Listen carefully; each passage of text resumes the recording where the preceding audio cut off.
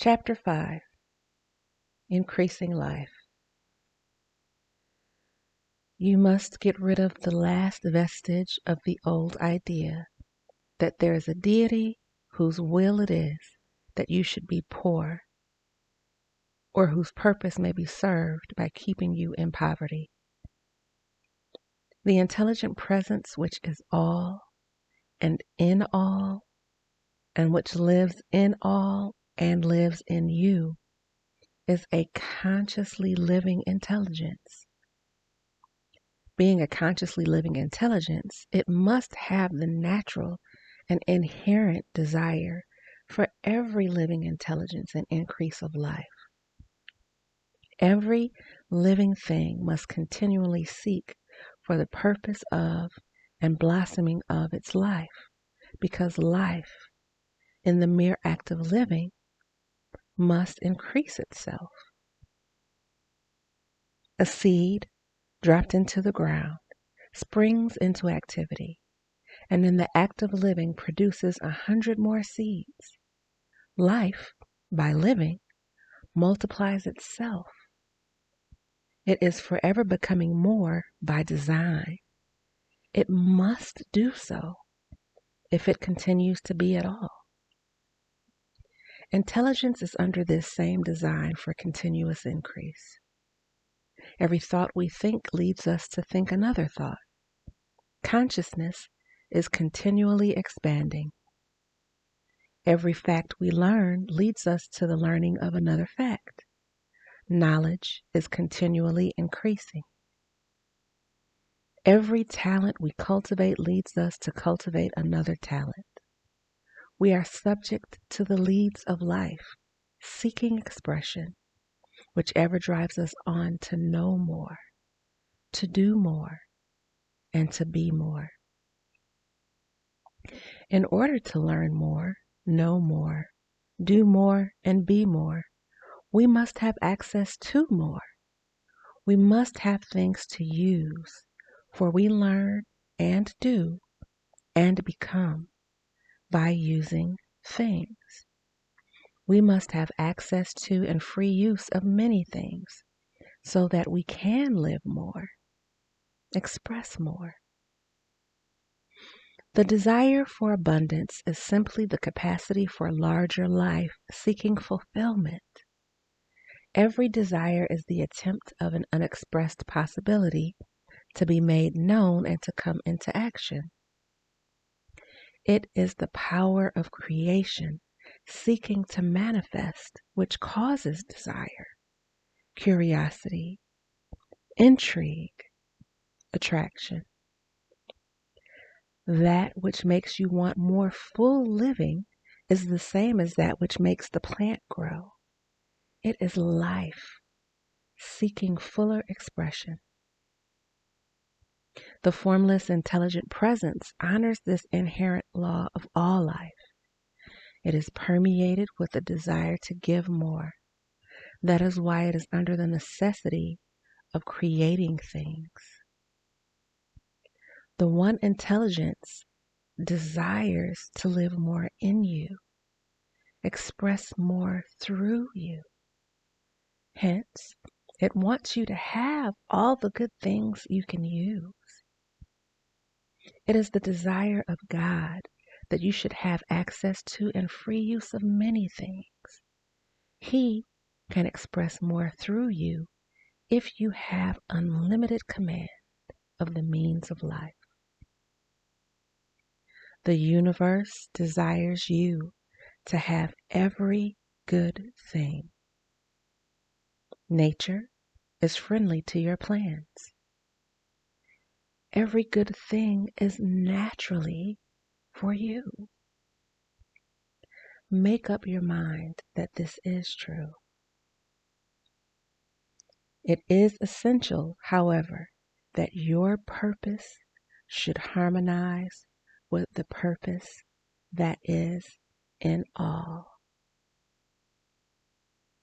Note, what is good to me? That which is noble, that which benefits my children most, but also has the ripple effects to benefit me too, and sometimes the other way around. And it is no less at all when it is. It is equally good and feeds my soul because it benefits more than me. End note. You must want real life, not mere pleasure or sensual gratification.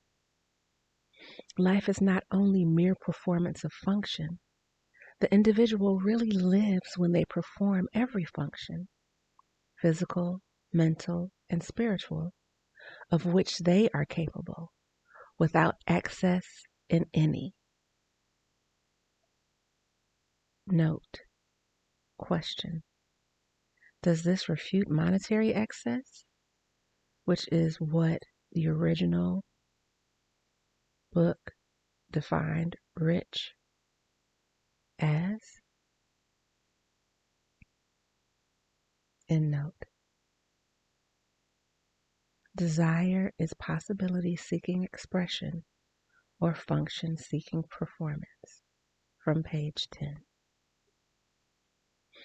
You do not want to have abundance in order to live swinishly for the gratification of animal desires. That is not life. But the performance of physical function is a part of life, and no one lives completely who denies the body a normal and healthful expression. You do not want to have access to and free use of many things solely to enjoy mental pleasures, to get knowledge, to gratify ambition, to outshine others, to be famous. All these are a legitimate part of life, but the one who lives for the pleasures of the intellect alone will only have a partial life and will never be satisfied with their lot. Note, if the purpose is to gratify ambition and to outshine others and to be famous, then that is comparison. That is competition. End note.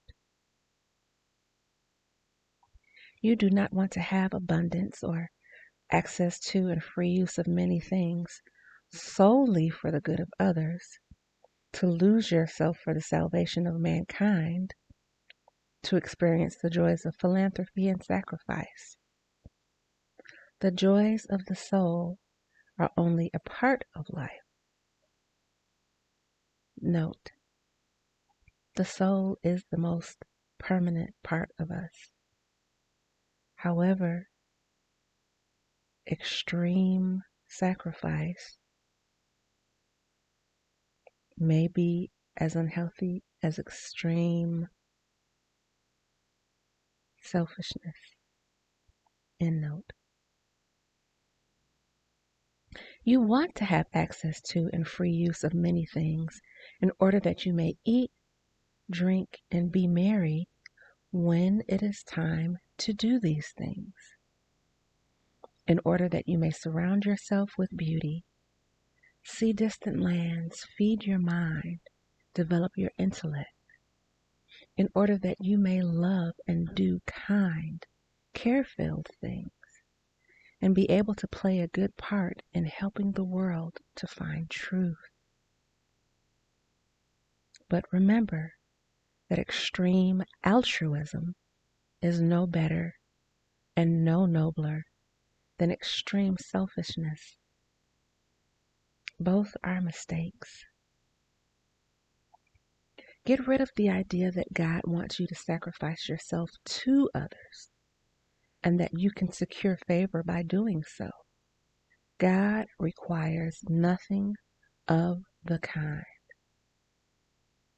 What God wants is that you should make the most of yourself, for yourself and for others. And you can help others more by making the most of yourself than in any other way.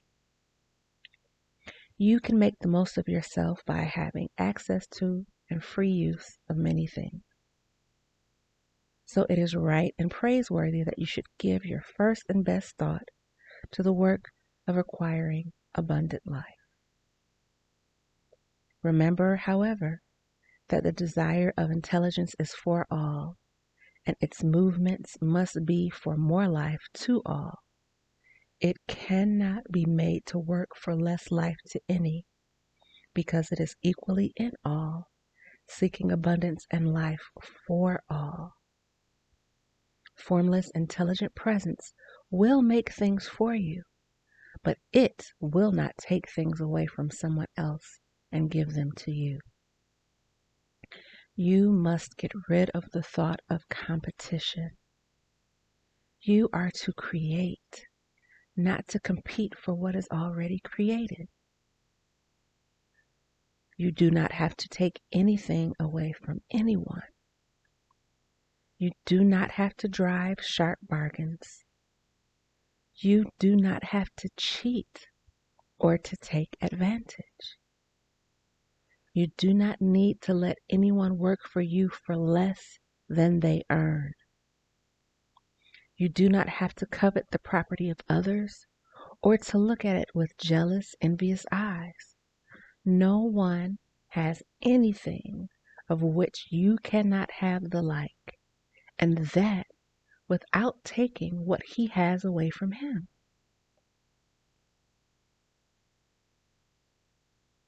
You are a creator, not a competitor. You are going to get what you want, but in such a way that when you get it, every other person will have more than he has now. I am aware that there are men who get a vast amount of money by proceeding in direct opposition to the statements in the paragraph above, and may add a word of explanation here. Men of the plutocratic type who become very rich do so sometimes purely by their ability, good and bad, on the plane of competition. The multimillionaires are like monster reptiles of the prehistoric eras. They play a part in the evolutionary process, but the same power which produced them will dispose of them. And it is well to bear in mind that they have never been really rich. A record of their private lives, a record of the private lives of the most of this class will show that they have really been the most abject and wretched of the poor. Riches secured on the competitive plane are never satisfactory and permanent. They are yours today and another's tomorrow. Remember, if you are to have abundance in a scientific and certain way, you must rise entirely out of the competitive thought. Never think for a moment that the supply is limited. Just as soon as you begin to think that all the money is being cornered and controlled, and that you must exert yourself to get laws passed to stop this process and so on, in that moment you drop into the competitive mind, and your power to cause creation is retreated for the time being. And what is worse, you may arrest the creative movements you have already instituted. Know that there are countless millions of dollars worth of gold in the mountains of the earth, not yet brought to light. And know that if there were not more, if there were not, more would be created from thinking intelligence to supply your needs. Know that what you need, whatever you need, will come. Never look at the visible supply. Look always at the limitless riches and formless intelligence, and know that they are coming to you as fast as you can receive them and use them. Nobody, by cornering the visible supply, can prevent you from receiving what is yours. So never allow yourself to think for an instant that all the best building spots will be taken before you get ready to build your house unless you hurry. Never worry about the trusts and combines and get anxious for fear that they will soon come to own the whole earth. Never get afraid that you will lose what you want because some other person beats you to it. That cannot possibly happen. You are not seeking anything that is possessed by anybody else. You are causing what you want to be created and come to you from formless intelligence. And that supply, the supply, is without limits. Stick to the formulated statement. There is a formless, intelligent presence from which all things are made, and which, in its original state, permeates, penetrates, and fills the inner spaces of the universe. A thought held in this intelligence produces the thing that is imagined by the thought. Mankind can form things in our thought, and by impressing our thought upon formless intelligence, can cause the thing thought about to be created.